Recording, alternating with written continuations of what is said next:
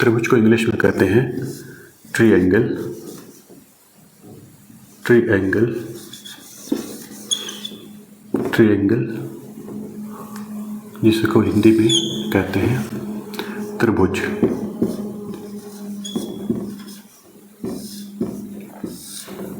ठीक है, त्रिभुज क्या होता है? जैसा कि नाम से ही स्पष्ट है कि त्रिभुज क्या होता है, तीन भुजाओं से घिरी हुई आकृति को ही हम त्रिभुज कहते हैं। ऐसी आकृति जो तीन भुजाओं से बनी हो, बंद आकृति हो। ठीक है, तीन भुजाओं से घिरी हुई या तीन भुजाओं से बंद आकृति को ही हम त्रिभुज कहते हैं। ये तीन भुजाएं ये भी हो सकती हैं, लेकिन इसको हम त्रिभुज नहीं कहेंगे, क्योंकि उसमें एक कंडीशन है कि बंद आकृति हो, वो एक दूसरे से मिली हुई त्रिभुज की रेखाएं हो। ठीक है, तो ये हो गया हमारा त्रिभुज। त्रिभुज क्या है?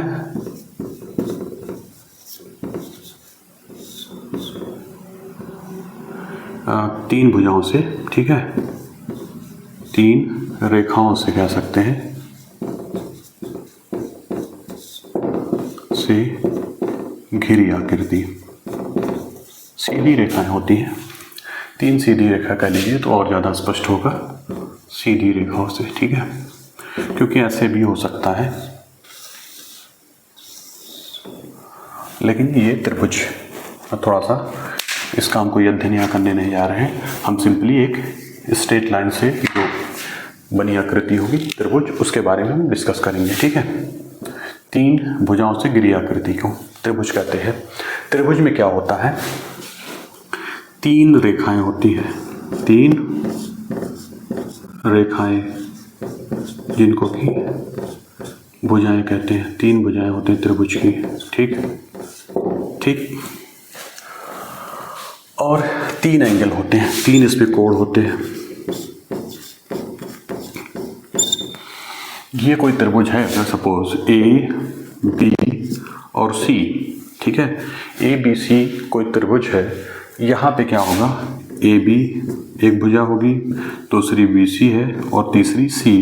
ये तीन साइड्स हो गई, इसकी साइड्स ऑफ ट्रायंगल। ठीक, ये साइड्स हो गई। और दूसरा एंगल की जो हम बात करते हैं, तीन कोण इसमें होते हैं। ठीक है, तीन कोण हैं, एंगल ए, एंगल बी और एंगल सी। ठीक है, यानी कि कोई त्रिभुज क्या होता है, तीन भुजाओं से घिरी हुई आकृति को त्रिभुज कहते हैं। त्रिभुज में तीन भुजाएं होती हैं और तीन कोण होते हैं। ये हो गई सीधी सिंपल सरल परिभाषा। आगे हम देखते हैं इसके कुछ कैरेक्टरिस्टिक हैं, कुछ फंडामेंटल इसके गुण होते हैं त्रिभुज के, जो सारे त्रिभुजों के लिए यूनिवर्सली क्या होते हैं, सत्य होते हैं। सारे त्रिभुजों के लिए वो सत्य होते हैं। आइए देखते हैं। एक छोटी चीज़ और मैं बता दूं आपको, यदि एंगल, जैसे ये एंगल ए है, इसको लिखा जाता है एंगल ए। ठीक है, इसको और किस तरीके से हम लिख सकते हैं, इसको लिखने का एक दूसरा तरीका ये है, एंगल ए को लिखने का तरीका ये है, इसको हम लिख सकते हैं कोण बी ए सी। बात वही हुई, चाहे ऐसे लिखा जाए और चाहे ऐसे लिखा जाए। एक दूसरा तरीका और है, वो तरीका है, इसको हम लिख सकते हैं एंगल ए को एंगल सी ए बी। ठीक है, इसलिए इस तरीके के कहीं इंडिकेशन अगर आ रहे हैं तो आप बिल्कुल भी कंफ्यूज ना हो। ये बीच का जो नंबर या जो अंक होता है, सॉरी जो अल्फ़ाबेट होता है, वही अल्फ़ाबेट एक्चुअल में वो इंडिकेट करता है कौन सा एंगल है। ठीक है, इसलिए हम बता दे रहे हैं कि आगे चल के इसकी ज़रूरत पड़ेगी आपको। ठीक है, कन्फ्यूज़न दूर करने के लिए इसकी आवश्यकता पड़ेगी। फिर वहाँ हमारा एंगल ए या एंगल बी या एंगल सी लिखने से काम शायद ना चले, कन्फ्यूज़न की स्थिति क्रिएट होगी। तो उसको दूर करने के लिए हम एडवांस में आपको ये चीज़ बता दे रहे हैं। ठीक है, अब आइए देखते हैं कुछ फंडामेंटल प्रॉपर्टीज़ ऑफ ट्रायंगल, वो हम डिस्कस कर लेते हैं। ठीक है, सबसे पहली प्रॉपर्टी ये होती है कि त्रिभुज के तीनों कोणों का योग जो होता है, वो उसका सम जो होता है वो 180 होता है। ठीक है, तीनों कोणों का योग, तीनों कोणों का योग कितना होता है, 180 होता है, 180। ठीक है, ये हम देख रहे हैं यहाँ पे, सपोज ये कोई हमारा ट्रायंगल है, ये कोई त्रिभुज है। ठीक है, इस त्रिभुज में अभी हम सिंपलेस्ट तरीके से ही लिखेंगे, एंगल को रिप्रेजेंट करेंगे। तो यहाँ पे आप देखिए angle A plus angle B plus angle C, ये हमने बताया, ठीक है। तीनों कोणों का योग जो होता है वो 180 होता है, ठीक है। ये एक त्रिभुज के लिए, प्रत्येक त्रिभुज के लिए ये सत्य है। त्रिभुज किसी भी आकार का, किसी भी शेप का, किसी भी साइज का, कैसा भी हो, चाहे वो इक्विलेटरल ट्रायंगल हो, स्केलन हो, आइसोसेलेस हो, या राइट एंगल ट्रायंगल हो, ऑब्ट्यूज एंगल ट्रायंगल हो, एक्यूट एंगल ट्रायंगल, कुछ भी हो, वो सारे ट्रायंगल्स के लिए ये चीज़ सत्य होता है। यानी उसके तीनों कोणों का योग अगर हम करेंगे तो 180 डिग्री आ जाएगा, ठीक है। दूसरी चीज़ ये होती है कि त्रिभुज की कोई भी दो भुजा जोड़ दे, ठीक है, वो हमेशा जो जोड़ आएगा वो तीसरी भुजा से अधिक आ जाएगा।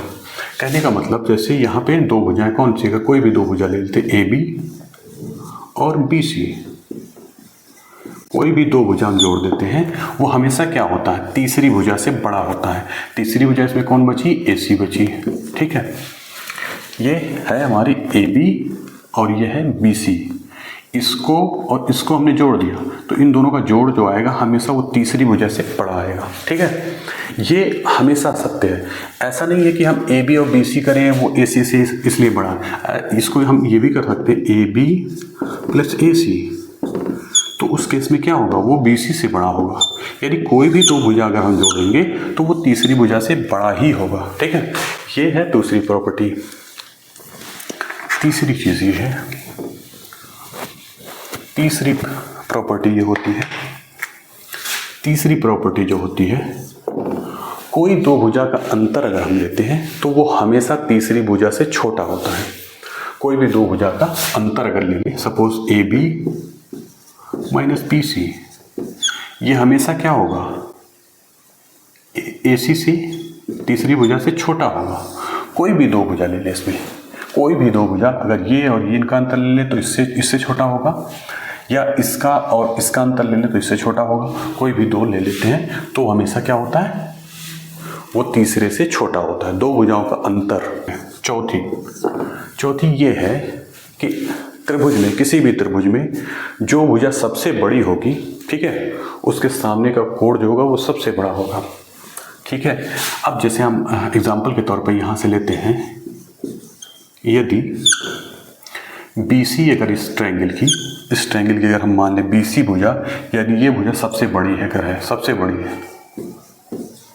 बड़ी अगर ये हो, ठीक है, सबसे बड़ी अगर हो, BC यदि सबसे बड़ी है तो BC के जस्ट सामने कौन सा एंगल पड़ता है, एंगल A।